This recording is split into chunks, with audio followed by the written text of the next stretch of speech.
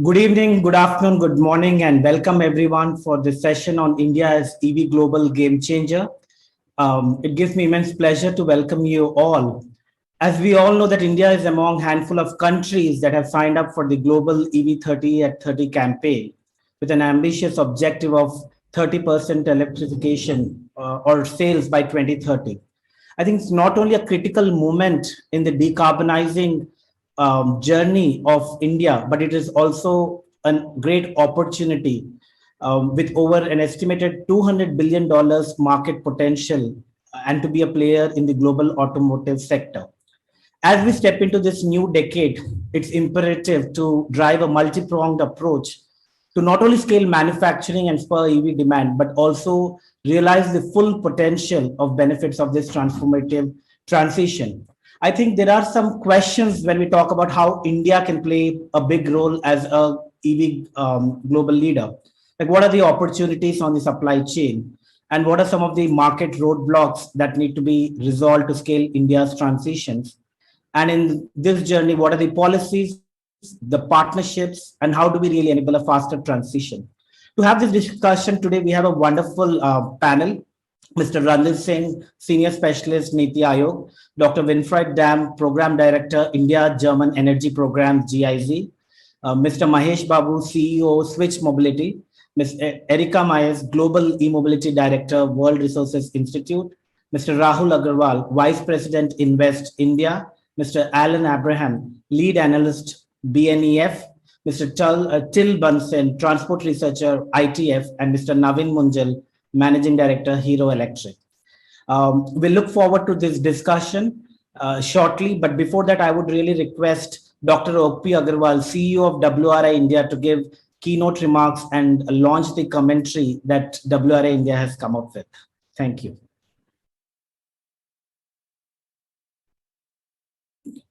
You have to unmute yourself, Dr. O.P. Sorry. Can you hear me now?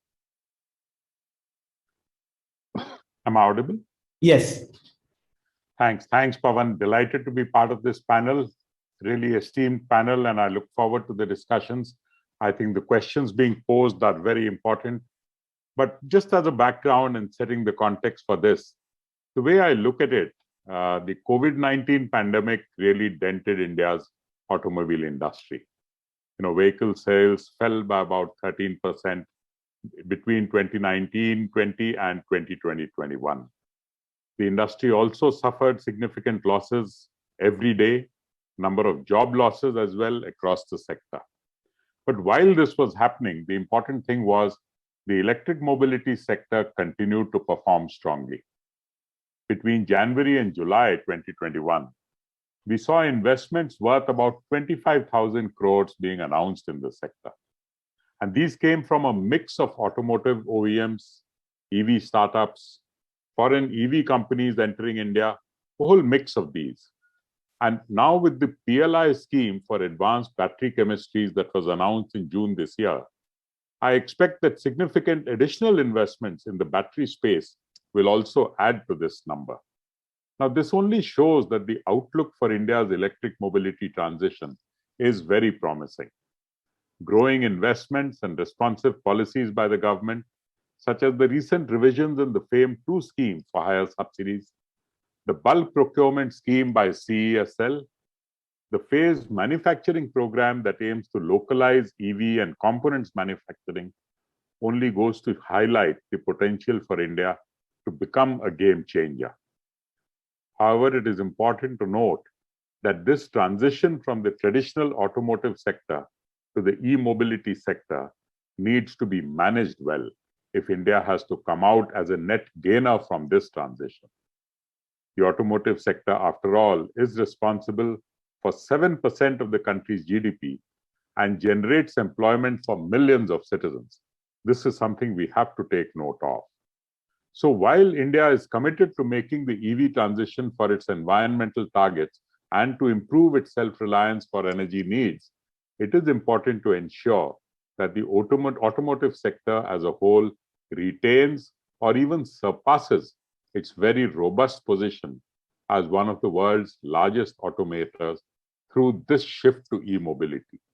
It is important to ensure that the transition is just and equitable, and people are not left behind in such a transition. Therefore, I'm very happy that this conversation is taking place to shed light and develop a joint understanding on these critical issues. Having said that, let me now move to the launch of this paper today. Essentially, India has over 550 active e-mobility startups, which have raised almost $1 billion in capital in the past few years. Their successes in the e-two-wheeler and e-three-wheeler manufacturing space is already evident. Most e-two-wheeler models with the highest sales in the country are manufactured by startups. In the e-three-wheeler space also, startups have kept pace with traditional OEMs in the segment and are now moving into exports as well. So this shows the importance of startups in the e-mobility space. And it is with this background that I take pleasure in launching this report that we have prepared. So over to you, Pawan, for the formal launch. I want to congratulate the authors, Chaitanya and Sanya, who have developed this paper, which is tracking India's evolving e-mobility startup landscape. And it really talks about the investments that have happened, the startups that have been really coming up, and kind of the distribution, the focus areas, whether it is electric mobility services, the manufacturing, the battery solutions, charging infrastructure, and EV financing. It does an in-depth analysis of how the market is evolving in India and the growth of the startups over the last decade, over the last 8 to 10 years, in terms of how different startups have been really working in this space. And then the paper also talks about the different models that have been evolving as EV as a service, the charging infrastructure, and then the manufacturing as well, and the battery solutions. Would take this opportunity to congratulate Chaitanya and Sanya and the team who have put this together. And finally, you can also see the kind of funding opportunities that have been funding that has been raised by different startups, where 90% of the funding has been raised by auto manufacturing and EV as a service, and almost USD 850 million alone raised by 120 plus startups in the last decade. And 87% of this funding has just come alone in the last 3 years, which is a testimonial to the EV transition and EV journey of India.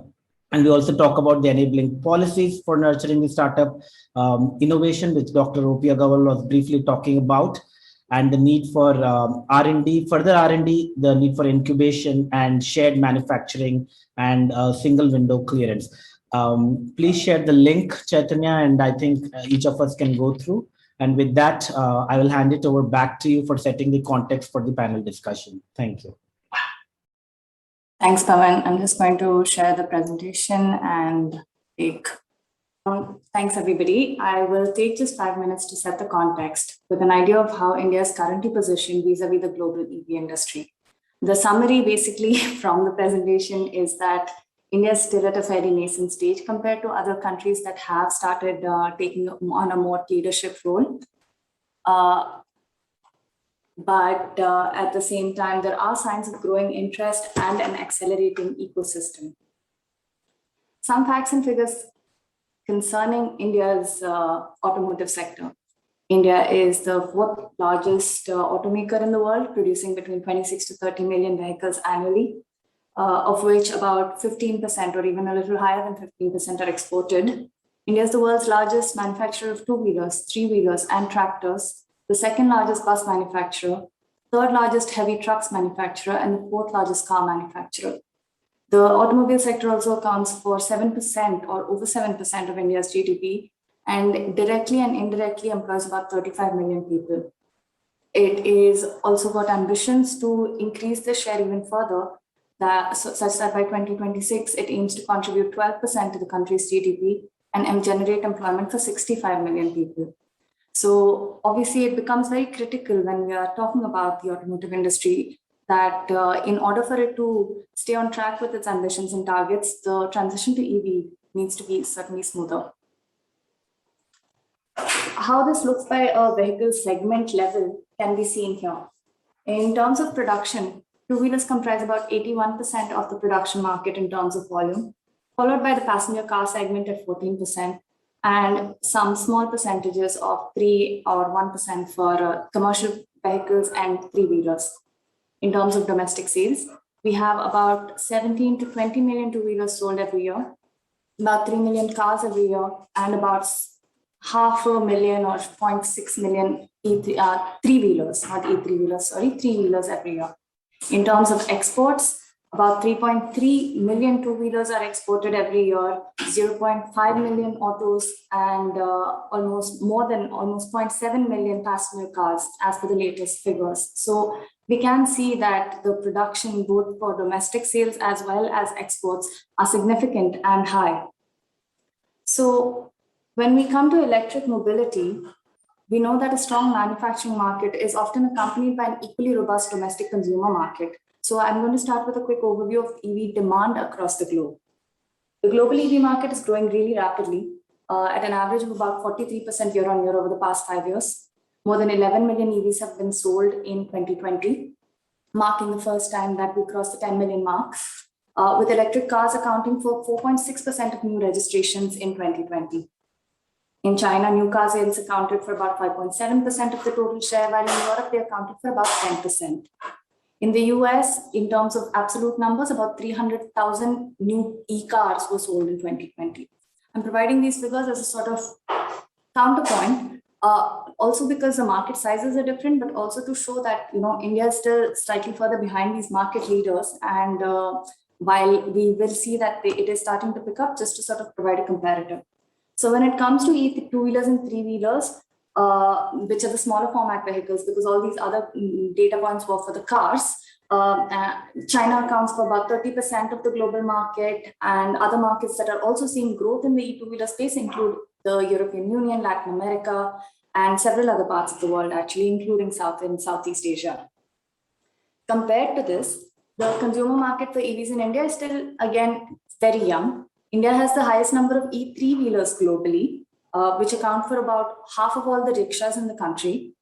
When it comes to electric two-wheelers, there are about 140,000 that were sold in FY21, financial year 21, which still account for just 1% of new e-two-wheeler sales or new two-wheeler sales.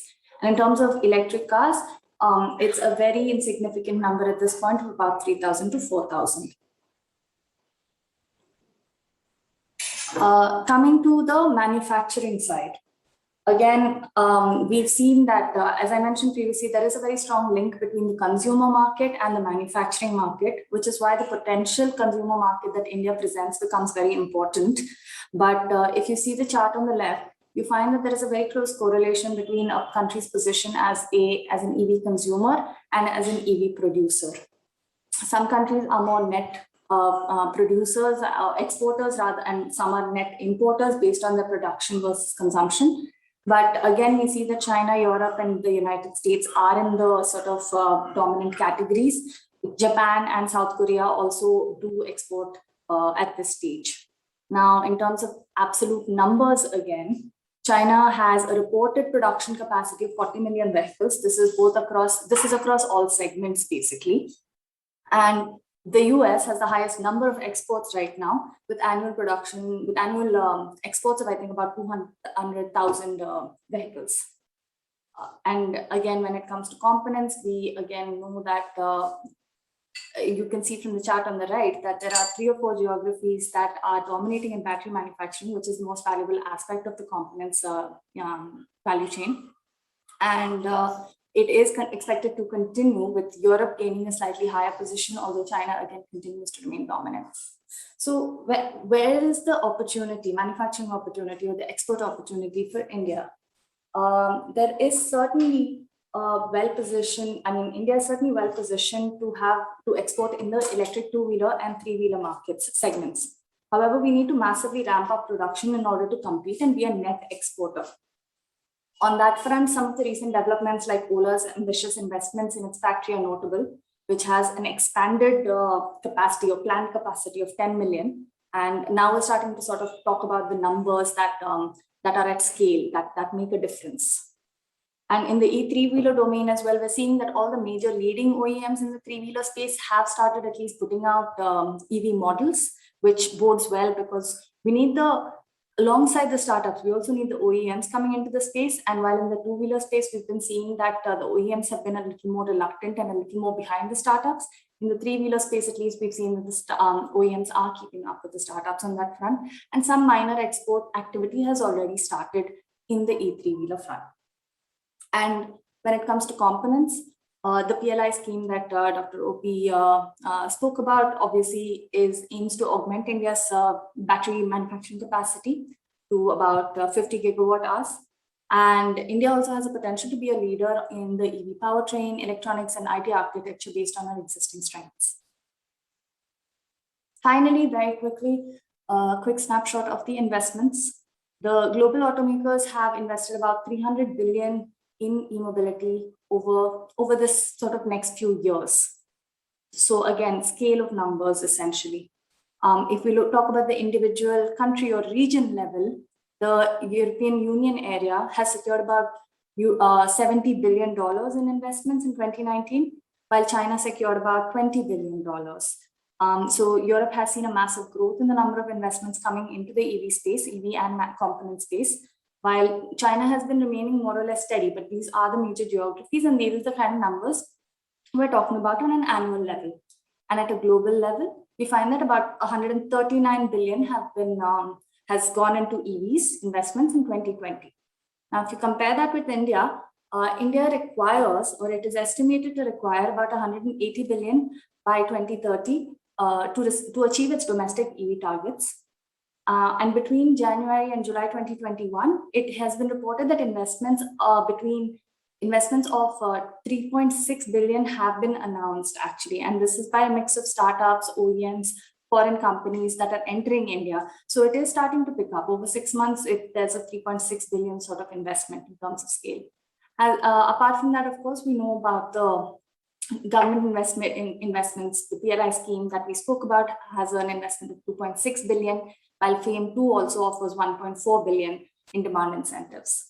So it's the investments seem to be sort of keeping up, but there are some policies and regulations that may need to further evolve as we're looking at really taking a very ambitious push. I think we've been getting increasingly ambitious and strong on this front, but a couple of things that have really kickstarted or jump-started adoption in other countries include the phasing out targets for ICE vehicles and access to financing for EVs and adequate charging infrastructure provision. Whereas on the supply side, we find that production targets and CO2 emissions performance standards for auto fleets have helped in promoting faster uptake by the suppliers themselves.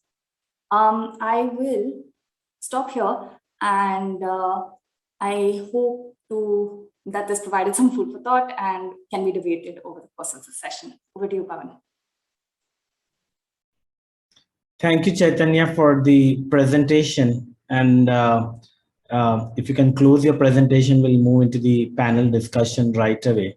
I think now we have an exciting panel to discuss on these topics. So one is my question to Randhir. I'll get started with you. That what would you say are the key objectives for India as the automotive transitions to electric vehicles? And we've also talked about certain schemes and policies that have been announced. And how do you think that they're going to benefit the industrial growth in the EV sector? Thanks, Pawan, and thank you for having me here. Congratulations, Chaitanya and Sanya, for the very good report. So, Pawan, coming to your question, I would say three key objectives for India as the automotive sector transition to electric vehicles. The first one is to reduce the dependence from import of crude oil. In fact, in 2019, we imported crude oil worth around $112 billion US, which is almost equivalent to the 4% of our country's GDP. Number two is the reduced air pollution. We know 14 out of 20 most polluted cities are in India as per the WHO report 2020. In fact, position number 2 to position number 14 is filled by Indian cities only. So while EVs may not immediately address the vehicular pollution problems, they are certainly a key enabling step towards the ultimate vision of clean energy.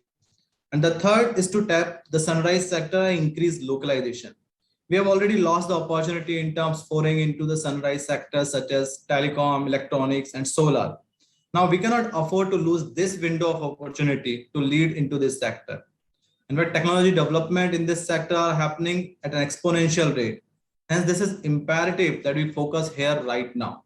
For example, close to 30 billion US dollars have been invested in lithium-ion manufacturing, lithium-ion battery manufacturing, and the industry capacity has increased from close to zero in 2010 to more than 300 gigawatt hour in a decade.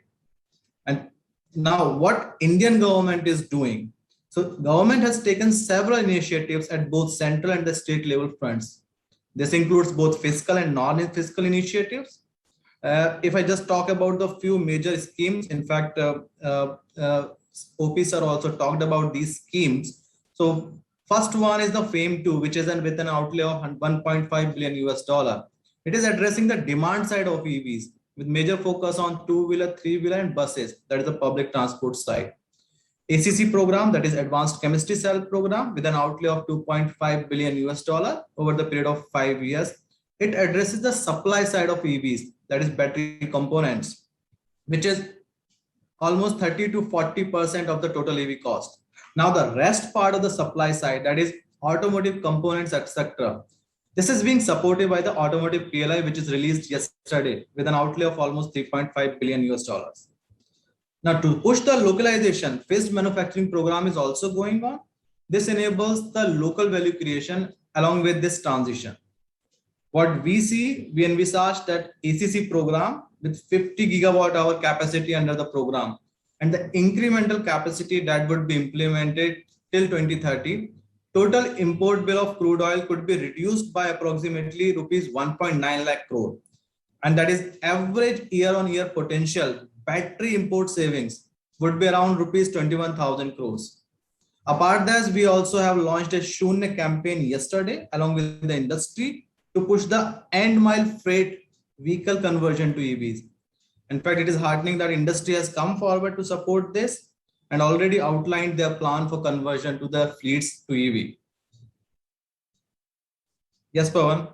Thank you, Randhir. I think that sounds quite fascinating to hear all the numbers in terms of the savings, in terms of the schemes.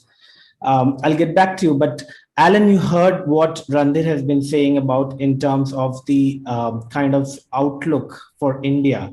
But what is your take when it comes to the outlook in terms of the manufacturing? Is it improving over time, or how does it compare to other countries at this front?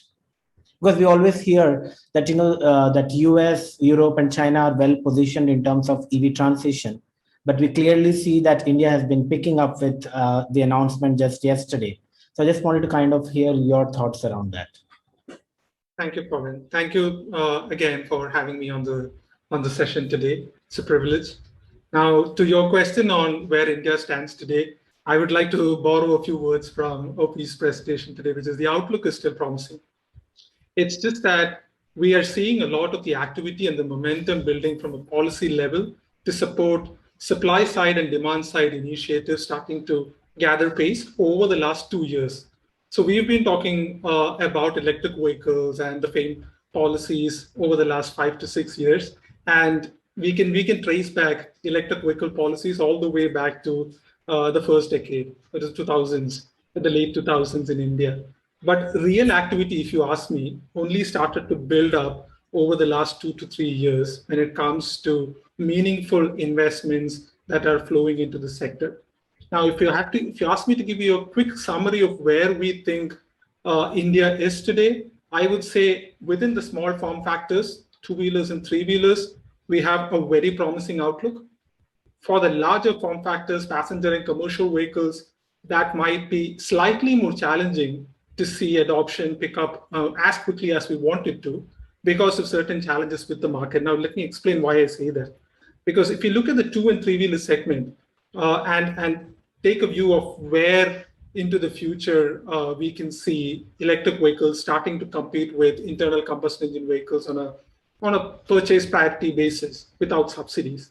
what we quickly realized that without subsidies, it might happen only probably in the second half of the decade. That's, after 2025 and, between 2025 and 2030 is that golden period when we can start to see lithium-ion battery prices falling to a level where electric vehicles can start, even in the smaller form factor segments, to compete with conventional gasoline powertrains. As a result, what we think is the total cost of ownership parity happens slightly earlier. And that is a big boost for demand, especially now with all of the other initiatives and incentives that are coming from the government. The demand side push, not just from the federal government, but if we count the number of states that have come out with demand side initiatives and incentives for electric vehicles, that's on the rise. We have close to 8 or 9 states that have put in some subsidies for electric 2 and 3-wheelers as well as passenger vehicles today. And what that means is by 2030, 2040, we'll see very high levels of adoption of electric drivetrains in the 2 and 3-wheeler segment. From a manufacturing perspective and for the passenger vehicle segment, which is the bulk of, in terms of value, they are generally the highest value manufacturing category. That's where we will start to see a little more challenging. And one of the challenges, the domestic market is still very value conscious, which means that close to 85% of all passenger vehicles that are sold in the Indian market are still priced at $20,000 or below.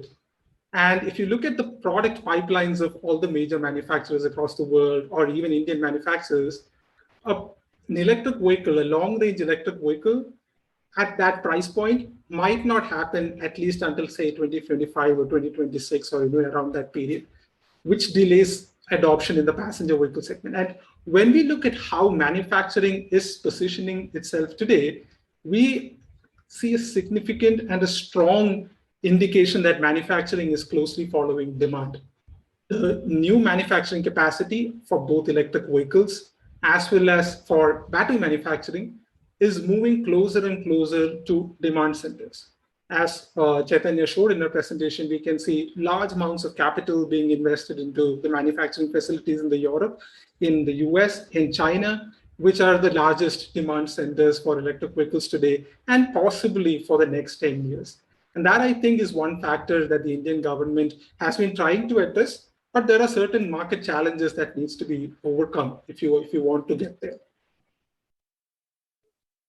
Interesting perspective. Two takeaways: that the domestic market is value conscious, and the manufacturing is following demand centers, and we are talking about clearly a decade away in India in terms of catching up. Rahul, I want to bring you in here now, and just want to understand from you, are you noticing an increased interest from domestic and especially global investors in the EV sector? And if you can just shed some light in terms of how investors are thinking about this sector. Thanks so much, Pawan, for this opportunity here today. It's actually a very exciting space. I think, first of all, let me just, quickly cover the broad perspective. It has been very, very exciting for last, 18 odd months for both FDI as well as domestic investments in India. I think despite the pandemic, investments were only rising. We had the best year in terms of FDI. And, honestly, we are now working, we believe that $100 billion of FDI annually will be a very, very normal thing for India. So, that's where we really stand.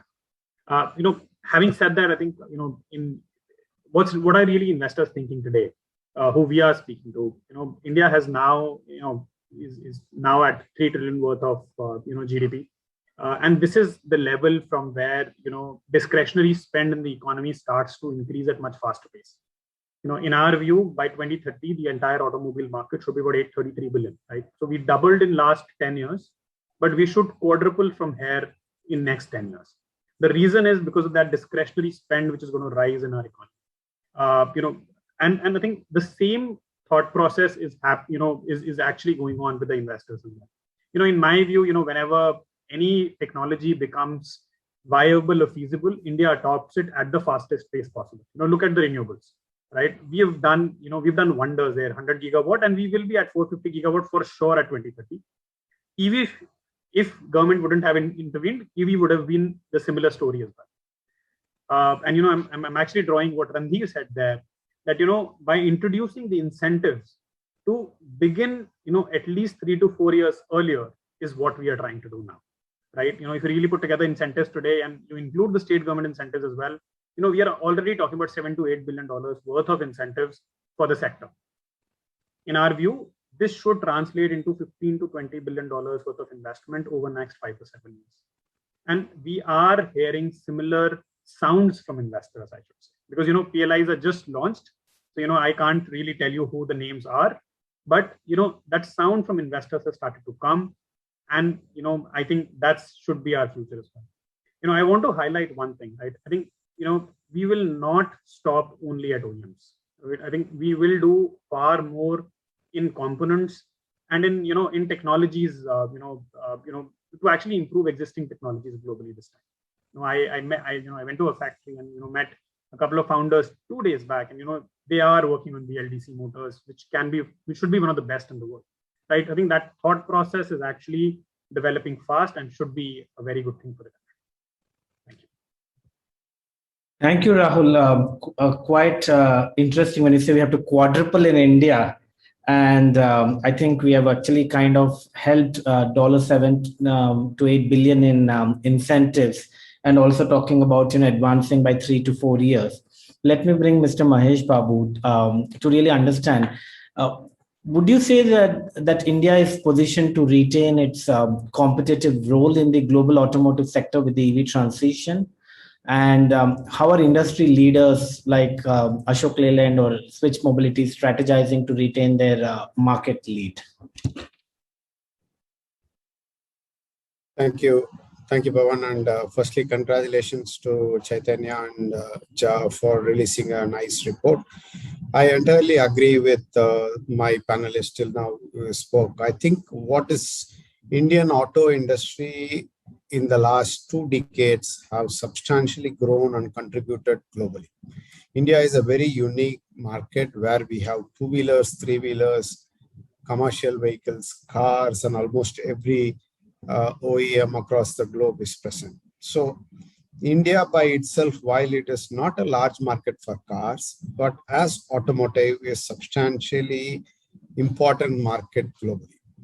Now, what's happening in auto industry is a disruption which it has not seen for 100 years. So the last decade has been a substantial disruption in auto industry, on whether in India particularly, whether it is BS6 emissions or what's happening as mobility as service, electric. You can talk about value-added services, and many more are coming. So right now the challenges are, auto industry traditionally used to have what I would say margins or profit from technology.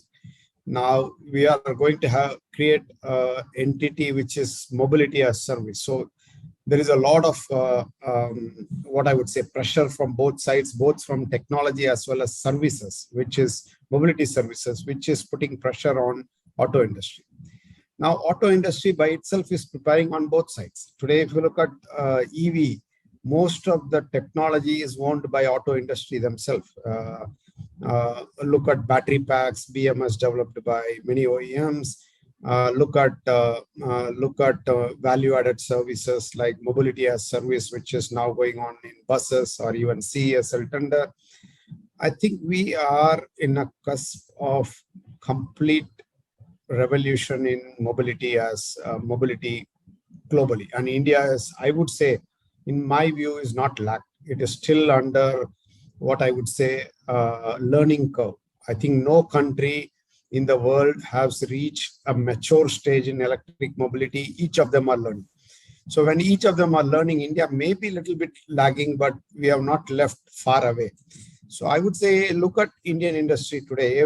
Every Indian manufacturers, whether it is Ashok Leyland, Tatas, or Mahindras, or anybody, we are the one who brought in electric vehicles, not the global OEMs. So there is a huge commitments from a local manufacturer on new technologies. Earlier, a decade back, always there used to be a saying that global OEMs bring in technology to India. But today, Indian OEMs are proving our commitments to our customers in the country, and one of them is Switch and Ashok Leyland. We are bringing in technologies at mobility, whether it is EV or connected vehicles or mobility as service. We are doing that. I think what is more important is with the support of the government. I fully agree what Niti Aayog has said, and I've been working with them from 2017 on the report. The government is very passionate and clear about what we want to do in the country, whether it is local manufacturing, incentivize the right futuristic technologies, and build an ecosystem of ethos on electric mobility in the country. I think these are all the fundamental basics which are needed to prove and play a vital role across the globe. I think the fundamentals are in place. Industry is now recognizing well. You can count the number of companies making electric vehicle a decade back, but now if you look at startups, if you look at OEMs, everybody is committed toward electric mobility. I think we are in a very important stage where we have to look at value add. How do we play an important role in global supply chain? And how do we create innovation and prove them in the country? And then this can be replicated across the globe. So I think it is very, very important that industry, the government, and the consumers move in. One of the challenge I feel right now, even in India, while the industry is kind of aligned and committed towards the investment, and government is pushing their best and supporting their best to get the electric mobility out, still the challenge of consumer behaviors and consumer transition needs to be played well. The Shunya campaign will help. I think many more campaigns. I've been working in the EV industry for the last 7-8 years, did a lot of things in three-wheeler when I was in the earlier stint. Now I'm trying to do something here. The biggest challenge has to be the myths of the consumer, which actually want to keep buffer on range, on anything, which is actually adding up, putting pressure on cost of ownership and total cost of operations. So the lot of engagements have to be done, and I strongly believe the Lighthouse project will really help. How did China had a lot of electric buses made around the world is because they made the Shenzhen and some schemes where thousands of buses have been transferred. So I used to always discuss with Niti Aayog, whether it is Amitabh Kant or others, that we need to really make one city a model one. Why can't it be Delhi? Why can't everything we make electric, whether it is two-wheeler, three-wheeler buses? I think if we do that, then the others will quickly embrace and adapt very fast. I know RMI and others are working very hard to sell the Lighthouse project, but I think it is important that we make one project like that where we have collaboration from government, industry, and consumers and say, hey, this particular 10 kilometer, 15 kilometer, or even a 50 kilometer city is going to be all electric. If we do that, I think we have a model to demonstrate across the globe. This will bring in lot of interest in the industry and others. The other bit which we need to look at is academics. I think the academics is always left in all this transition. How many IITs, how many what I would say universities are involved along with government and industry in doing projects? While we can give money, get a carrot and bring the consumers to adopt electric mobility, which is of national interest, but we need the knowledge base. We need the power of human resource to build up this ecosystem faster. And being India, electric mobility is nothing but auto industry plus IT industry, right? A lot of software and embedded system are there. India is the IT capital. We have a lot of software engineers. So why can't we leverage the IT industry and auto industry and synergize them to get the electric mobility going along with the Lighthouse project and the academics? I think if we bring in, I think we have a very high chance that we will lead and do some learning sharing with across the globe.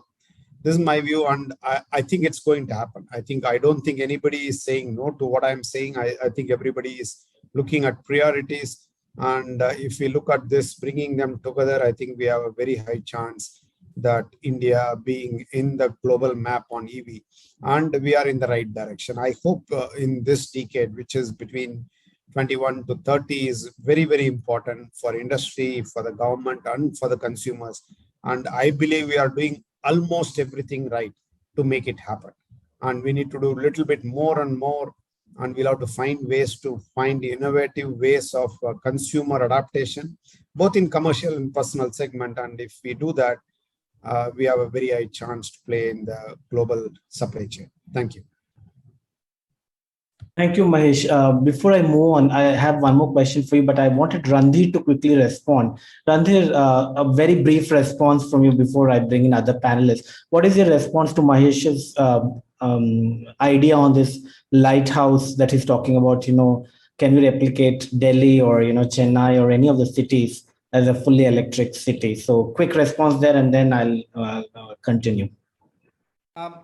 It's a good idea, first of all. And in fact, I think some of this we have incorporated when we are focusing from the bus side on 4 million plus cities.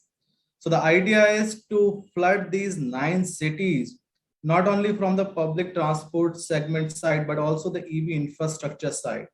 So this focus and the lighthouse states, which we are considering right now, these 4 million plus cities, I think this is very much what the idea is, that instead of dispersing the limited resources, we should first select some of the cities, create the models, do the pilots, and then showcase that this is successful and apply this to the rest of the country.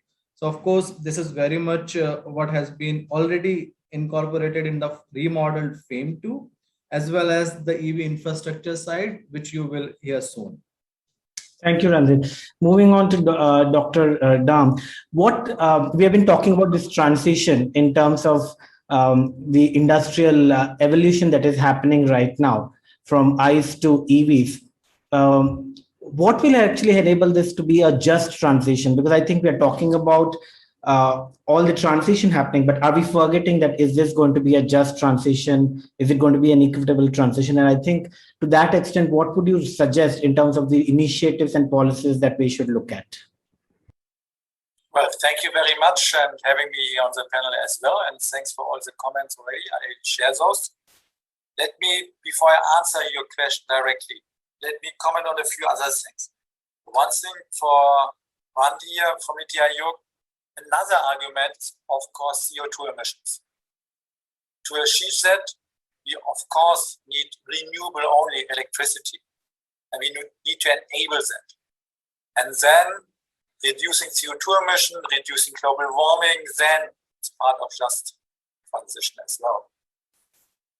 Another aspect, if I look at three-wheelers, I was told nearly more than half is already electric, right, on new sales. If you look on two-wheelers and if you expect what Ola is coming up with, I'm not afraid it will capture the market very soon. And we have, let's say, in regards to CapEx prices, matching soon the conventional prices. For four-wheelers in India, it's a little bit more difficult and complex. And there you come in with just transition. But are we talking about replacing any ICE car with an electric car?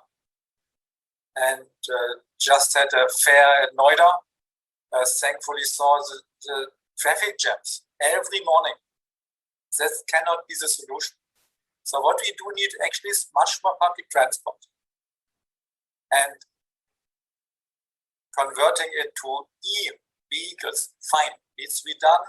A lot will coming up by itself.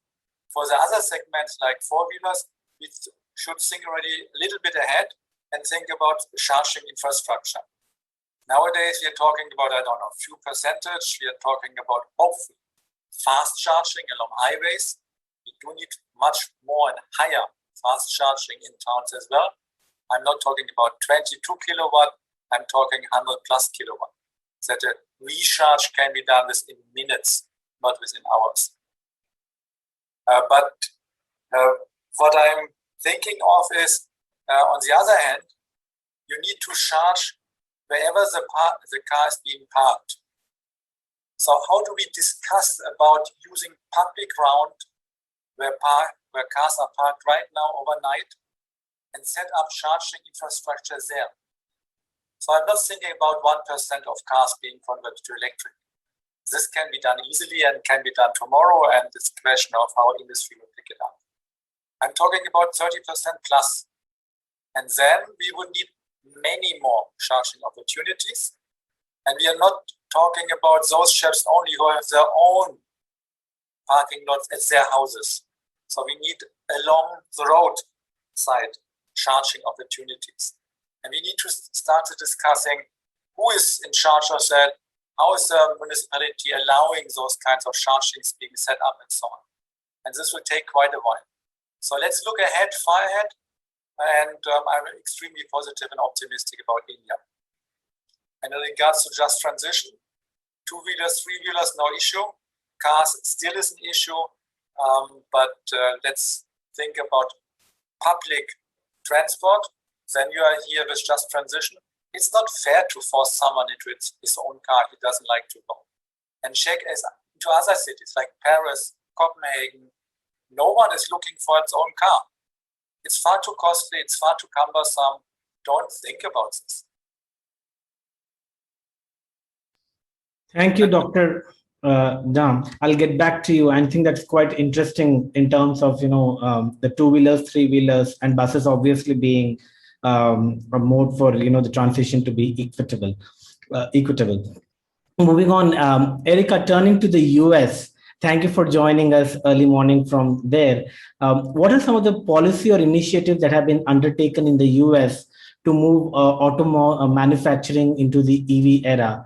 And that's my first question to you. And the second part, I wanted to also understand that you heard about, what are the opportunities, what are the investments happening? Are there any ideas that, how India can further attract investments and create adequate value addition for a self-reliant domestic market and, of course, for the export market as well? Absolutely. Thank you so much for including me today on this wonderful panel. I've learned so much already from hearing from all of you and your wonderful new report, Pawan. Congratulations. I would just point to what happened 12 years ago during the recession in 2009, when the US invested $2.4 billion in the next generation of electric vehicles through the American Recovery and Reinvestment Act. That very modest $2.4 billion has led to many, many more billions of dollars in subsequent investments in the EV space. So it doesn't have to be a lot of investment in early manufacturing.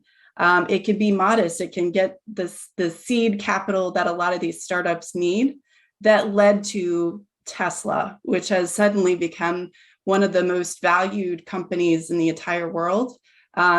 That modest investment in a place like India could seed or may have already seeded the next Tesla for our world. So it's important to think in the context of not necessarily immediate results, but knowing that 12 years down the road, there could be something that employs literally thousands and thousands of people and brings in a lot of additional revenue for your country.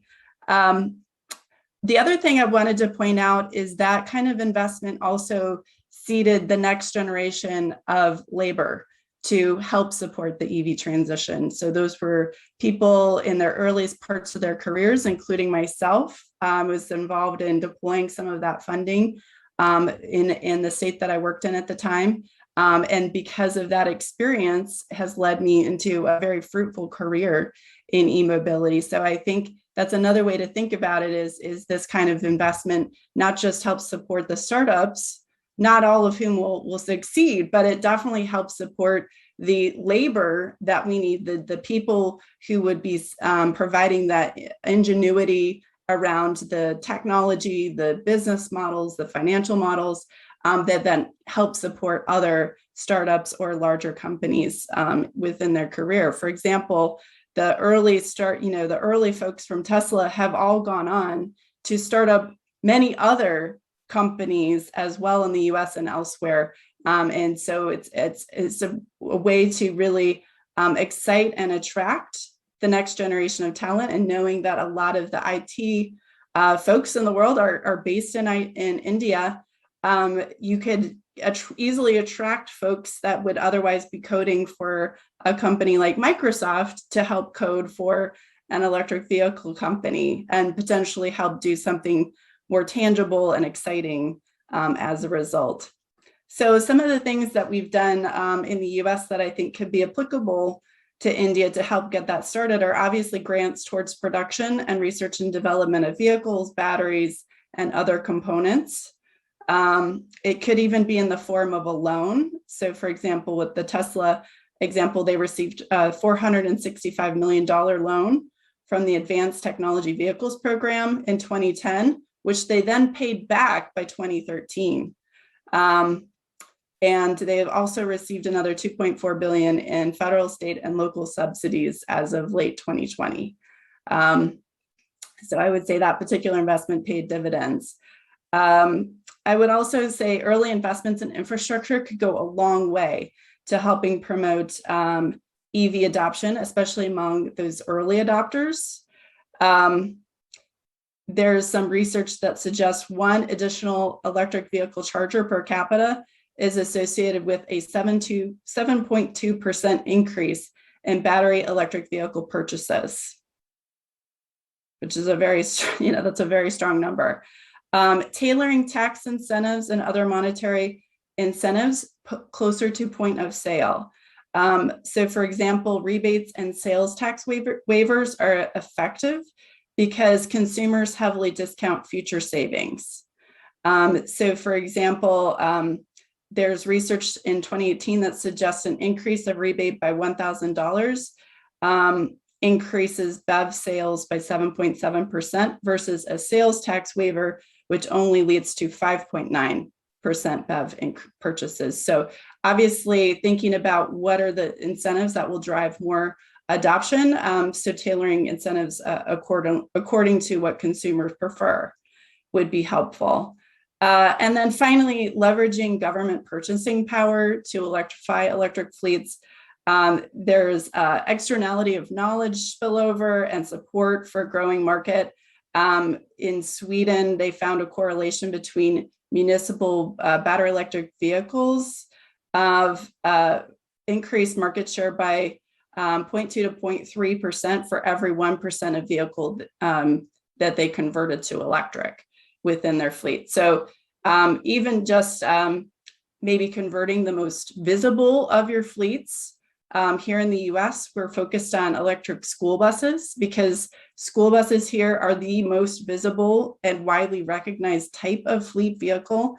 They're usually owned by communities and there's a lot of community pride associated with those vehicles. So you can certainly also train the next generation of car drivers that electric is something that is accessible and desirable and it's normal, so I think that choosing fleets that could have an outsized impact would be really useful. There's also a whole series of non-financial incentives that India could adopt to help support the transition as well, including what we have in California, the low carbon fuel standard, which is requiring the petroleum refineries to have an increasingly larger share of cleaner oil products.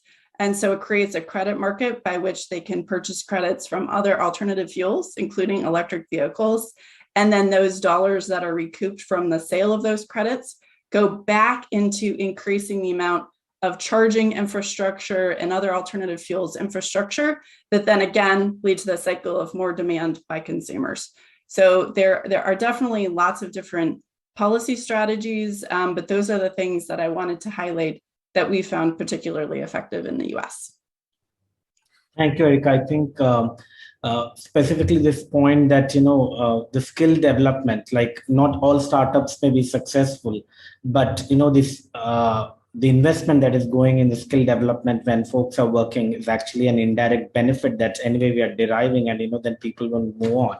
And I think the government purchasing power and the policy strategies that you have highlighted are some of the learnings I think that India has been looking at, and definitely I think there's a lot more to really learn from. Let me now bring Till in. Till, can you highlight some of the policies and initiatives from Europe that India could learn? For example, the state investments in battery manufacturing happening across the EU. Is that something that India can look at? So just wanted to hear your thoughts on how EU is doing with the EV transition. Yeah, sure. Thank you, Pavan. Really grateful for being on the panel here today and to learn from the other speakers. In fact, Europe actually overtook China last year as the largest EV market in the world. We reached 1.2 million sales of electric vehicles in 2020. This was thanks to a spike in sales that came with the decision of many European Union member states to actually include specific support for electric vehicles in their response to the COVID-19 crisis. But I think also more generally, there's a broad landscape of very effective policies that we have here in Europe that created very favorable conditions for the emergence of this very strong market. And I just wanted to highlight a few of them and also come back to your specific question on the battery industry. So one thing that really helped here, I think, at the early stage of the market were procurement programs. So replacing large fleets, which are in one way or another controlled by the government, with electric vehicles can really send strong signals to producers that it's worth to scale up EV production while the demand in the market is still comparably low. And several member states of the European Union have done so, starting with postal vehicles, but also other vehicle types with a very high mileage are very suitable for that. It can be urban buses or buses in general, as Erica already mentioned. It can also be fleets for urban delivery, so the delivery vans that we see in the streets in the cities. And meanwhile, actually, the private sector also has continued with these fleet conversion programs, and we now have several large logistic operators with commitments to replace their diesel vans with electric ones. So they include some of the major logistic companies in the world that are also active in India, actually, and where I understand they also have started the transition, Amazon being one example here. Then for the broader market for private users, one thing that was very effective were definitely the very generous purchase incentives that we have in several European countries. So these differ a bit depending on the member states, but there were some very prominent programs, especially from the Nordic regions, that offered cash incentives that would lower the purchase price for private users, and also offer other non-cash incentives like free parking or waivers from toll fees.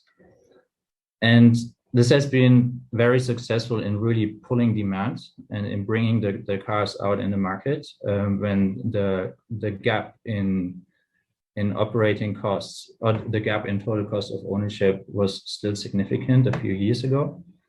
And actually, even now that the TCO gap is closing compared to internal combustion engine vehicles, some of the European Union member states have decided to ramp up the available incentives with up to 9,000 euros per electric car in Germany.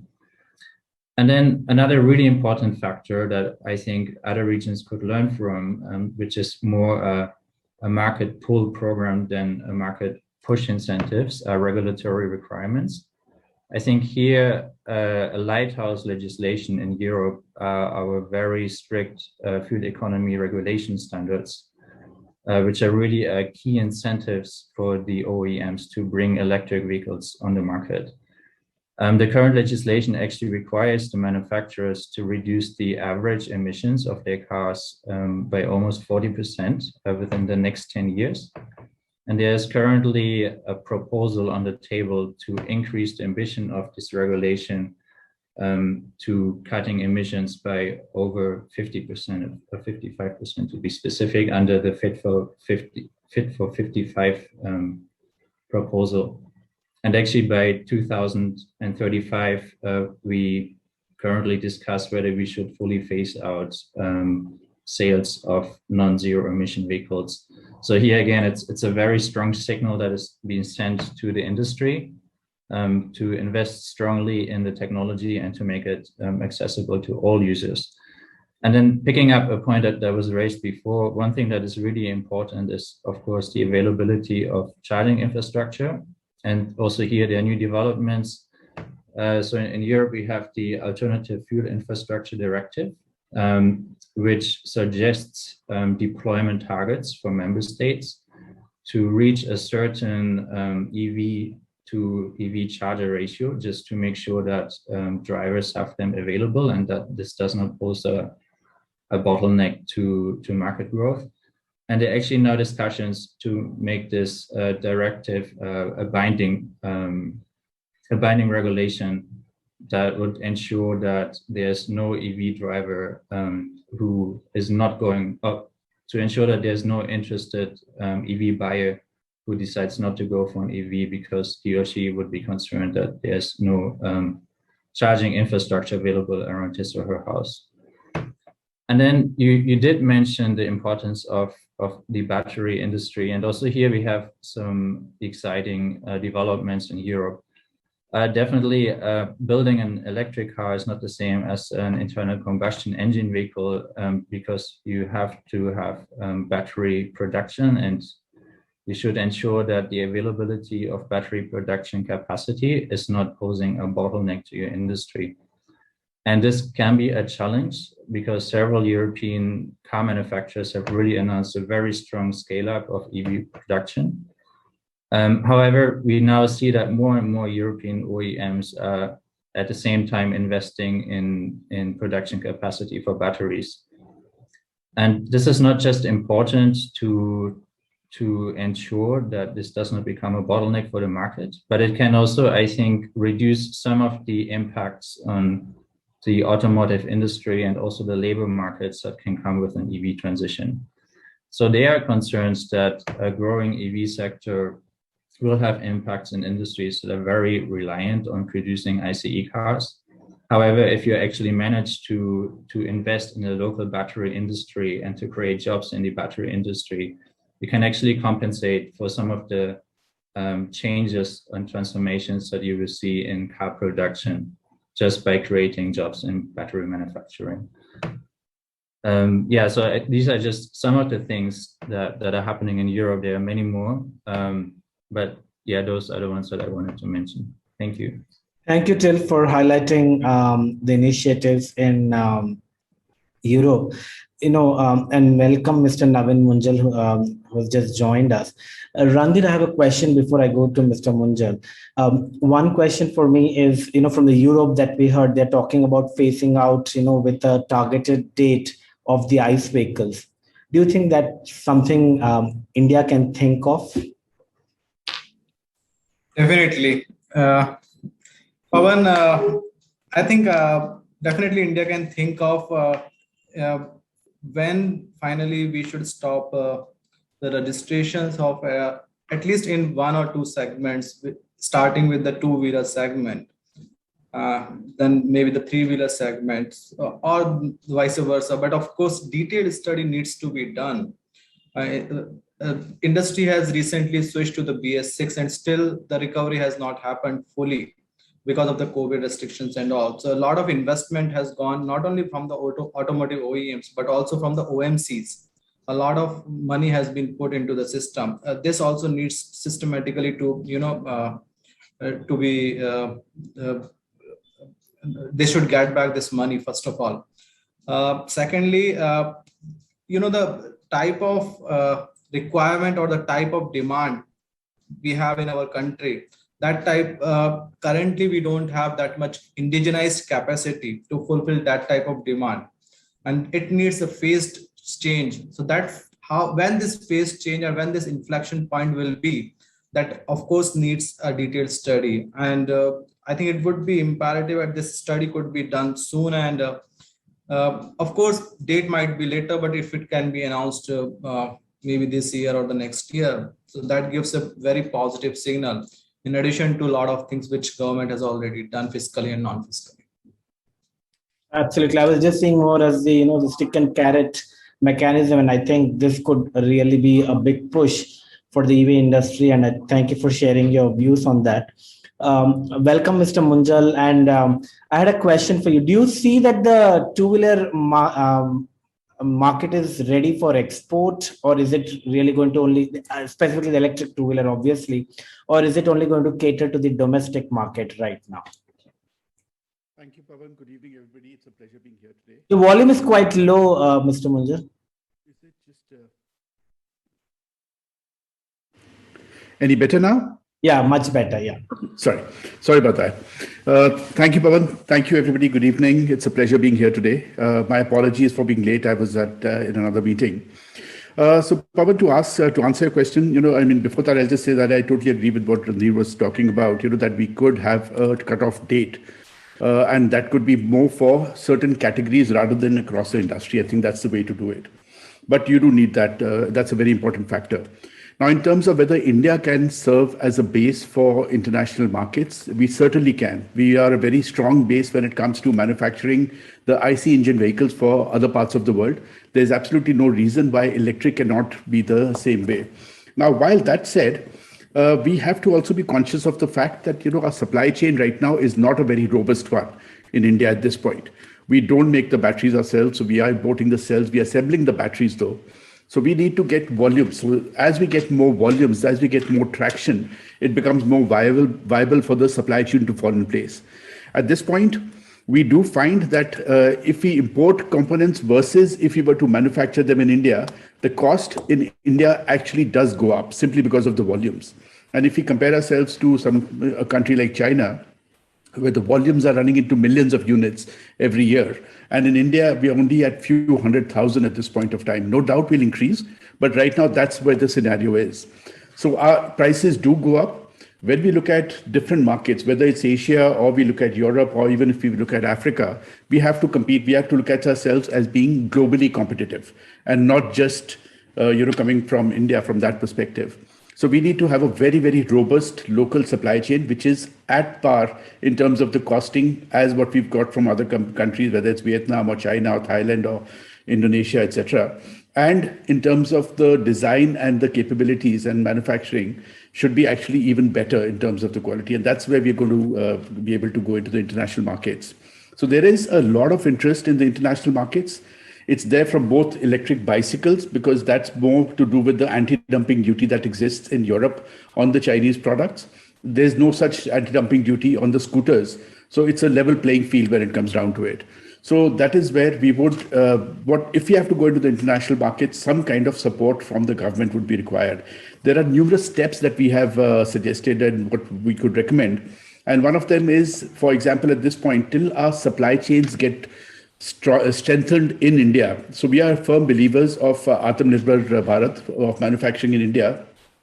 But till such time as the supply chains get strengthened because of the volume, have a milestone-based import duty structure that you have.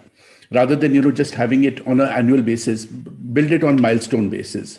The subsidies that we've got right now, which are very, very strong, FAME 2 is a good policy, and then we've got a number of states working also. If a part of that could be used for the international markets, and again, milestone based, get a certain number, go into it a market with a certain number, and then start retracting back from those. Because what we don't want and what we're not asking for is subsidies and support in perpetuity. It should be up to a certain milestone, get certain volumes, become competitive in the international space, and then let the market forces take on thereafter. At this point, we are insignificant. The size of India, the electric market size in India, just to give you a perspective, Germany itself and the electric bicycles is in excess of 1.5 million units a year, and the average price being in excess of 2,500 euros.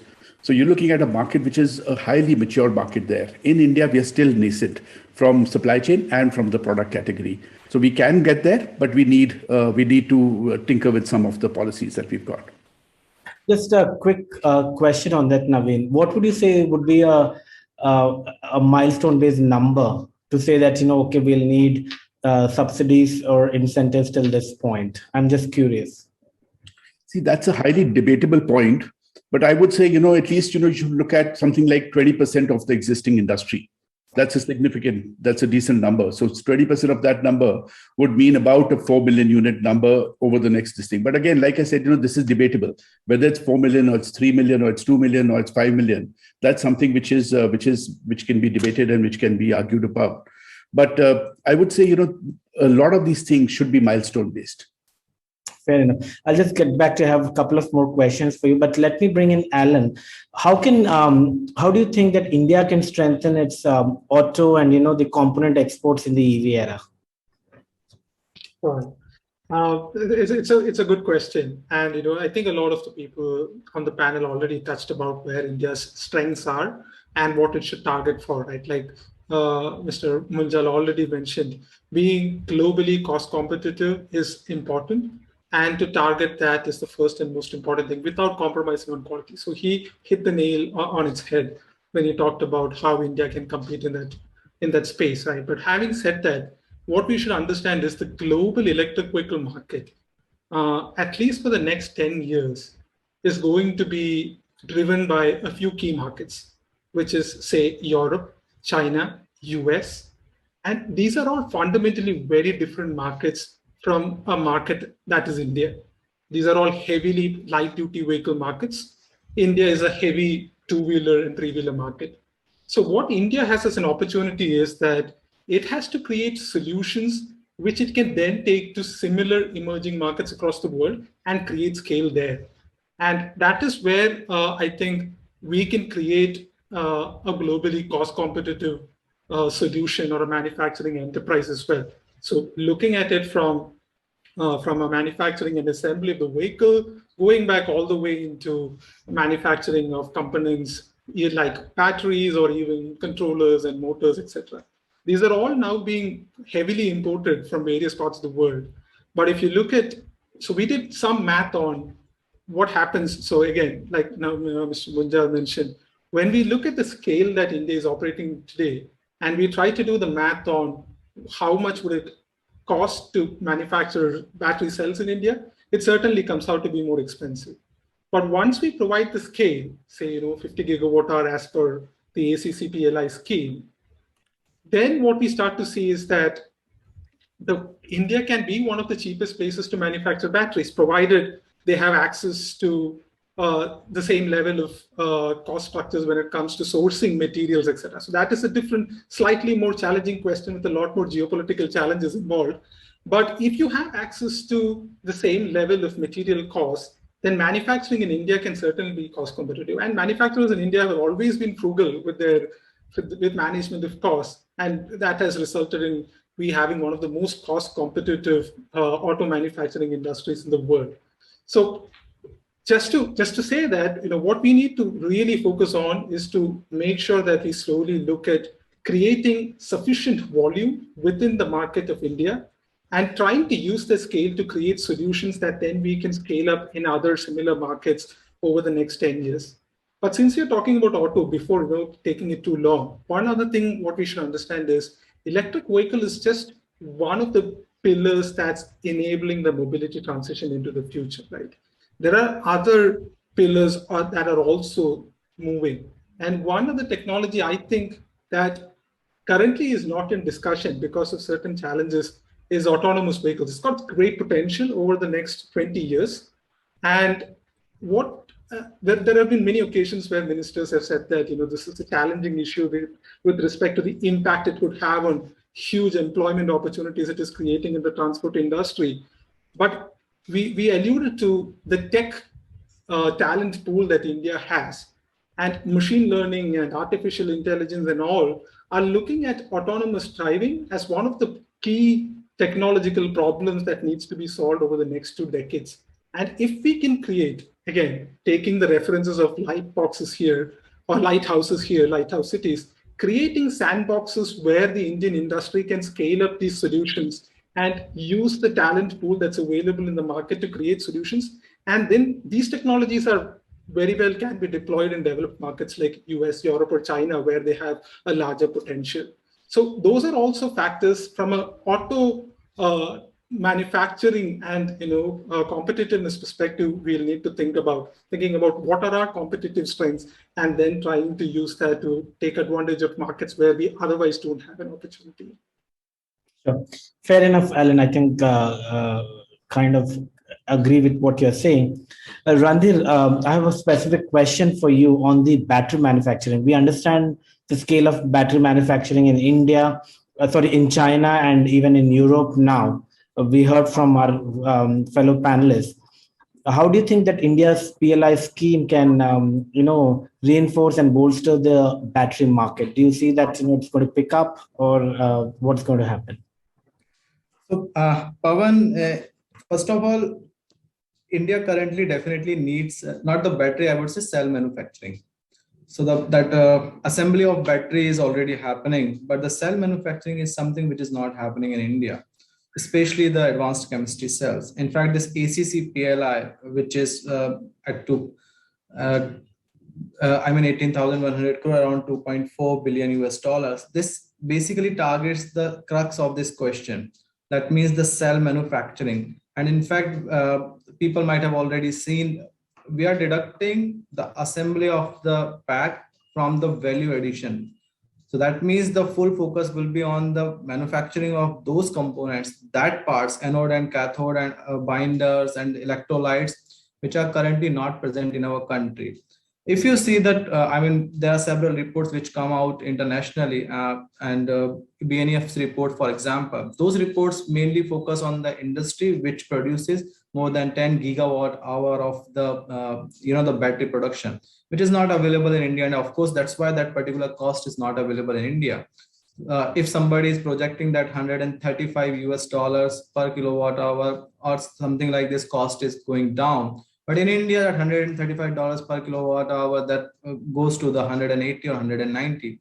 So the reasons being this, because in India, there is no industry which produces more than 10 megawatt hours. So those, the analysis and other things are not valid for India. But of course, once these gigawatt hour facilities comes up in India with the 50 gigawatt hour total plan, and the minimum is 5 gigawatt hour, definitely we are going to have this cost advantage, because economies of scale that kicks in the gigawatt hour scale only after the 5 to 6 gigawatt hour single factory is producing. So that's what the internationally happens. And this is what the idea is behind this ACC program.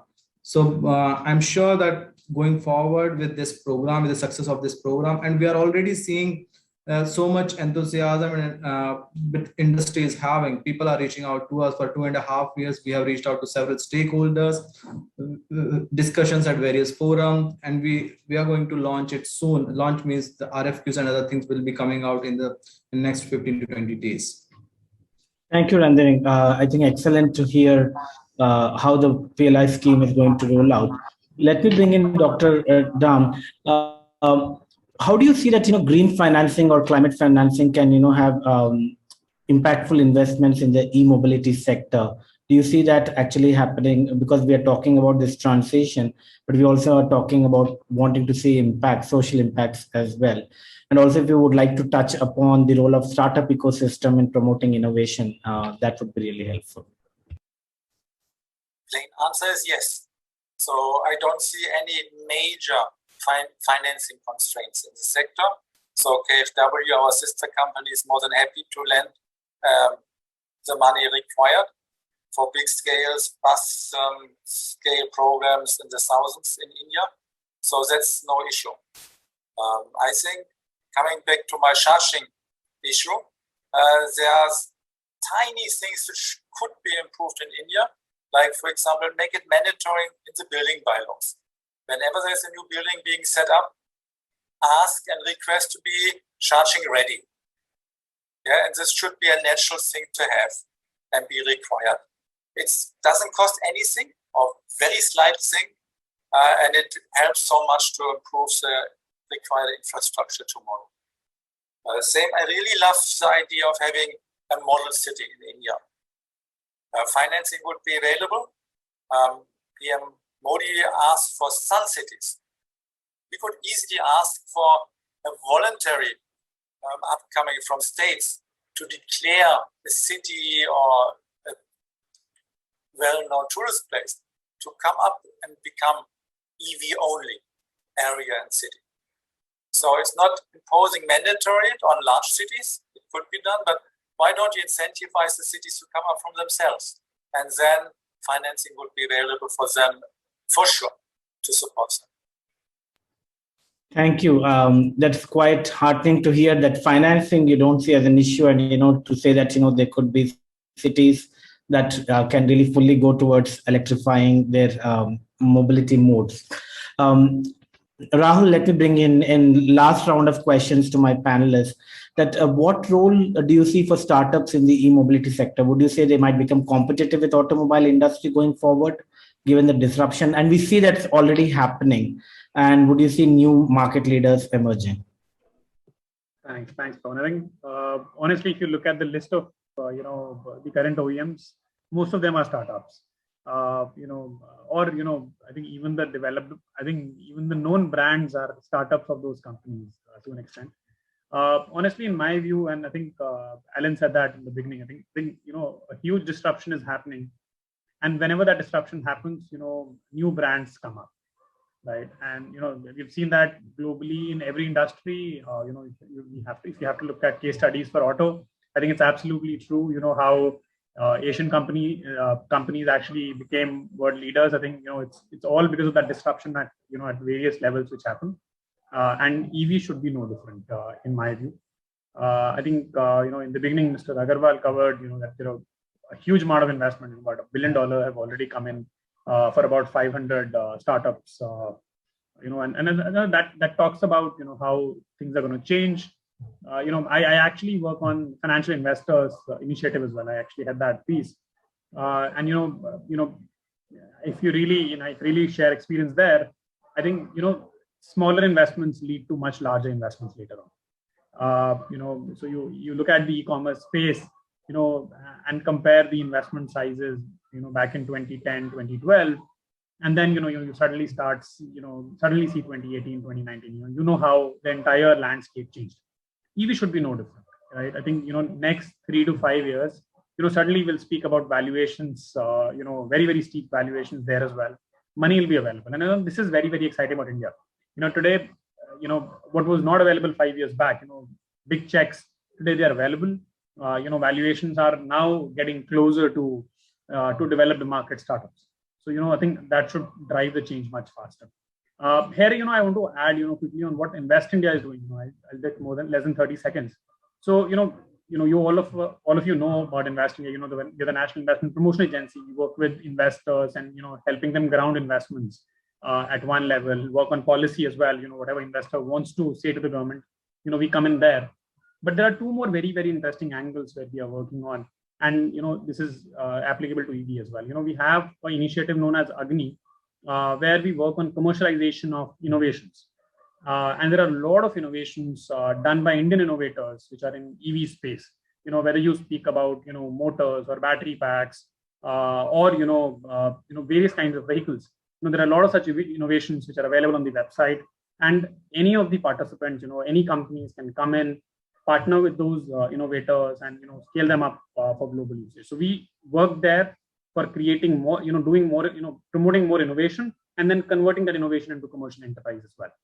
The second piece of ours is the Startup India. That, right? I think that's where we support startups to actually graduate to become much larger global enterprises. So that's also a part of Invest India.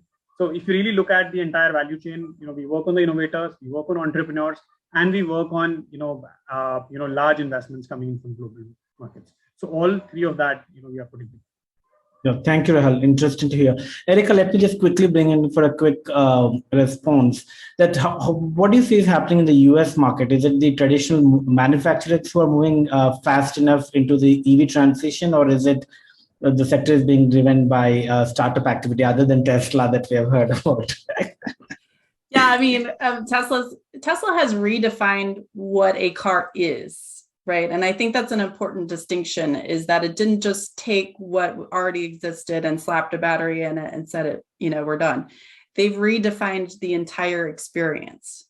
And that's where disruption becomes really interesting, right? Is that not only is the car vastly superior because of its performance and its total cost of ownership and all these other things we talk about a lot, but it's also just very pleasant to be in.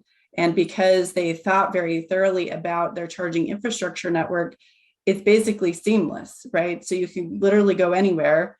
The car will tell you where to go, how long you'll charge there, what kind of services will be at the place that you're stopping so that you can count on, like, restrooms and food and things like that. I mean, it made it entirely integrated. And I think that's the uniqueness of startups, is that they have the ability to think outside the box in a really unique way and create a whole other customer value proposition that did not previously exist. And it's not just Tesla. Like, Tesla is one example of many startups that are doing the same thing. We're seeing in the delivery van sector, the light duty trucks, the medium and heavy commercial vehicles. All of them are kind of these startups are showcasing to drivers, to the fleet owners, that there is something that's better than what you've ever had, because now you don't have to worry about all these other things that you had to worry about before. We're going to give you your time back. We're getting, time is money. We're going to save you money on all these other things. And then there's these integrators who are coming in and say, we'll take your entire bill. We'll figure out all the energy components of it. We'll put in the charging. We'll maintain everything for you. So you only have to worry about a price per mile, right? And so I think that the whole value chain is ripe for disruption. And so that's the exciting part, seeing these startups come up with these new business models and being very successful as a result of it. So yeah, startups are definitely pushing the incumbents, right? And here in the US, GM and every major manufacturer has now suddenly made these big, grandiose commitments to going electric.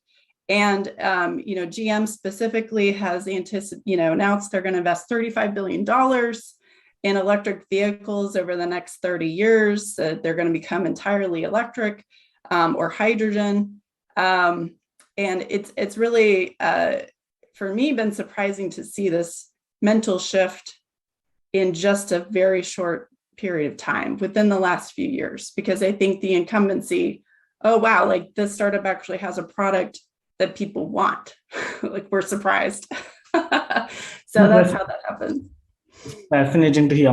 Mr. Munjal, coming back to India, so what sort of localization and trade policies do you think are needed for India to take a leadership role, bringing back to summarizing this in the E2 wheeler market globally? So wanted to really hear that from you.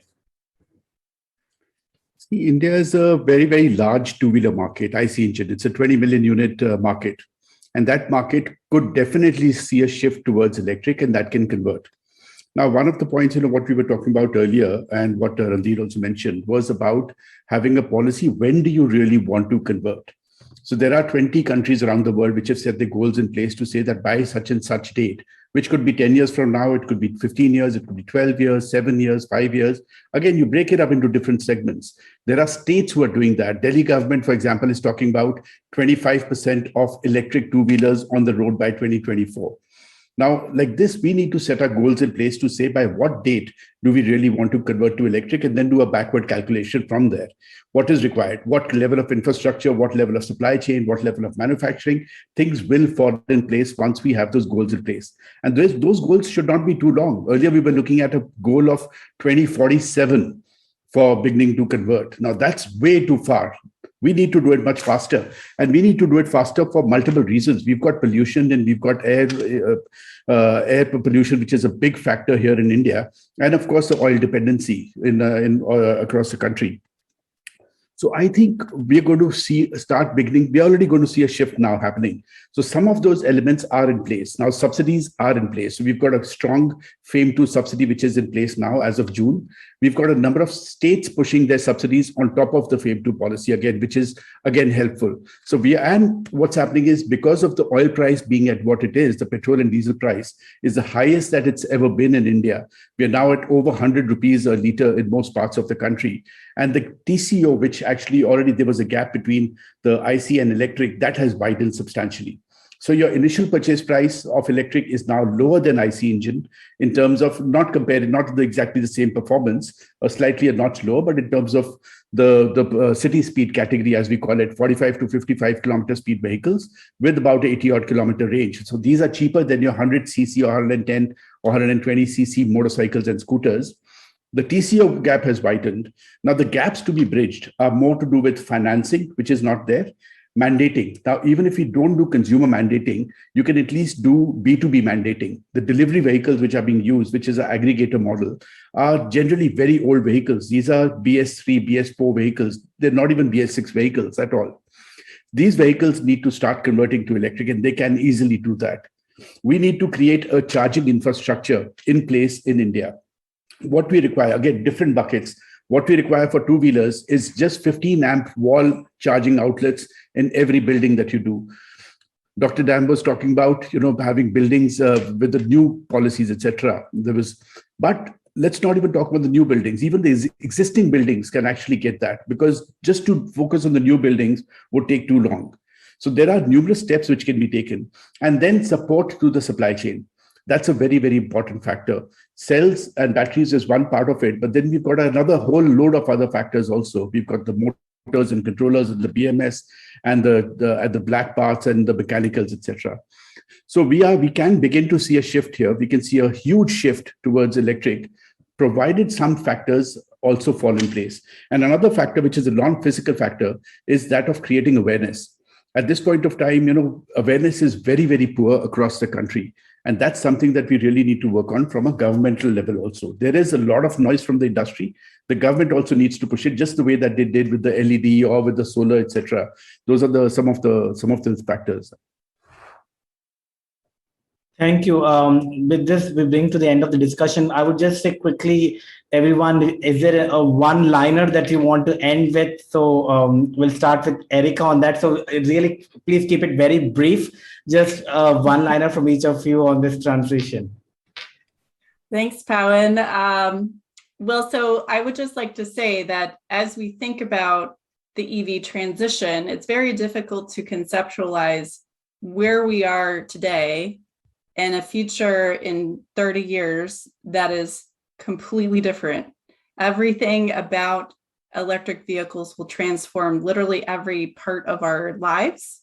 How we charge, how we drive, how do we get from point A to point B, our economy, all of the people that are currently in the fossil sector will be impacted. We have to show them the path to get to this other future with electric vehicles, that they have a place and that they have a valuable role to play in that future.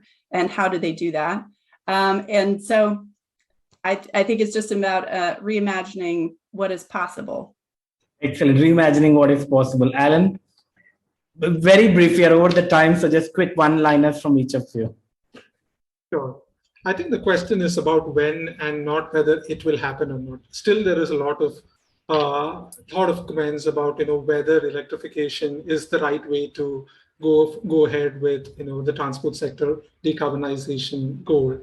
And I think the answer is that for most segments, it's probably a when rather than whether it is the solution or not, and then probably working towards that from a policy level. Just to add to what Mr. Munjal said, I think along with setting goals, I think policymakers should not be afraid of giving teeth to those goals, put in some punitive policies as well, which forces automakers to stick to those targets and goals, and then we will see much more progress happening. Thank you, Alan. Rahul? I think a lot has been said. My next car is definitely electric. Nice. Till? Sure. I think it's going to be really exciting to see what's going to happen in India in the coming decade. And I think it will be interesting because the EV transition in India will be different from what we have seen in Europe or in the United States in the last years. I think it's really exciting to focus on two-wheelers, which are like a low-hanging fruit for the country and fit the specific transportation context of the region. In the following step, I think vehicles with a high mileage will become more relevant, buses, delivery vehicles. When we come to passenger cars, I think these are also a promising segment, but the transition should be very holistic, and it should also look at the concrete benefits of investing in private cars versus public transit solutions. Just because EVs reduce energy use, they reduce emissions, but there are other externalities from cars that won't go away just from switching to EVs. Thank you, Dr. Dam. Well, we should always think about what it's all about. So we are talking from European perspective, a lot of decarbonization of the economy, and that's true for every sector. So green logistic is a key. But a completely different issue, I would encourage everyone to drive an electric car. I made so many people drive one, and everyone left the car with a bright smile in the face. And if you once really drove that one, you never want to drive again an IC. Thank you. And the last words with you, Mr. Munjal. Thank you, Pawan. My last words would be that, the shift towards electric is inevitable, and it's going to happen much faster than what a lot of people believe it's going to happen. And that is probably going to be in the lighter vehicles, and that's going to form the base where everything else is going to reside on top of it. That's going to form the strong, solid base. Yeah. So with the EV change being inevitable, thank you for an excellent discussion. Thank you, Randhir, Dr. Dam, Mr. Munjal, Mahesh, Erica, Rahul, Alan, Till, I think for a wonderful discussion over the last almost 97 minutes. And congratulations to Chaitanya and Sanya on the commentary. And thank you, Dr. O.P. Agarwal, for the opening remarks. So with that, thank you all for joining this discussion on India as an EV global leader. And have a wonderful evening and good morning. Bye. Thank you. Thank you. Thank you. Bye. Thank you.